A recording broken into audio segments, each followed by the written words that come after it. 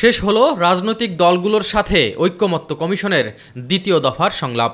রাজধানীর foreign service একাডেমিতে ২৩ দিনের সংলাপে ১৯টি বিষয়ে নোট অফ ডিসেন্ট সহ ঐক্যমত্য সিদ্ধান্ত হয়।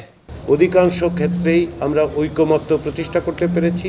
ক্ষেত্র বিশেষে রাজনৈতিক দলগুলো যখন একমত হতে পারেননি বা সুনির্দিষ্টভাবে ঐক্যমত্য প্রতিষ্ঠিত হতে পারেনি, তখন কমিশনের কাছে দায়িত্ব দিয়েছে। কমিশন তারপরেও আলাপ আলোচনার মধ্য দিয়ে সংশোধিত প্রস্তাব হাজির করেছে এবং ক্ষেত্র বিশেষে সেগুলো সকলের মতামত নিয়ে গৃহীত হয়েছে।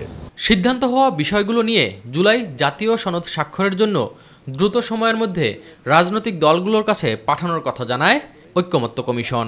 যতটা দ্রুততার সঙ্গে সম্ভব সনদের পূর্ণাঙ্গ রূপটি রাজনৈতিক দলের কাছে পৌঁছে দিতে চাই। আলোচনা শেষে জাতীয় সনদকে আইনি কাঠামোর মধ্যে আনার দাবি তোলেন বিভিন্ন দল। এখন সবথেকে জরুরি বিষয় হলো জুলাই সনদের বাস্তবায়ন এবং আইনি ভিত্তি প্রদান কেমন করে করা হবে সেই আলোচনাটাকে কনক্রিট করে ফেলা।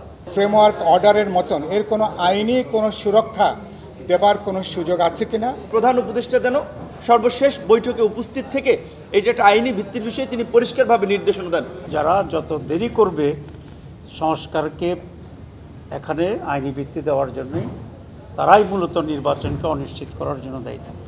তবে বিএনপি সহ সমমনা দলগুলো মনে করেন সনদে প্রধান উপদেষ্টা সহ সব দলের অঙ্গীকারনামার বিষয়টি আইনের ঊর্ধ্বে।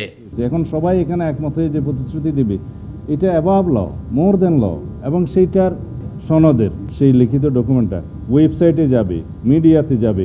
যদি আমি একটা নতুন প্রস্তাব দিই, যদি চায় সরকার সেটা গেজেট নোটিফিকেশন করতে পারে। জুলাই জাতীয় সনদ বাস্তবায়নের পথ চিহ্নিত করতে আবারও আলোচনায় বসবে ঐক্যমত্য কমিশন।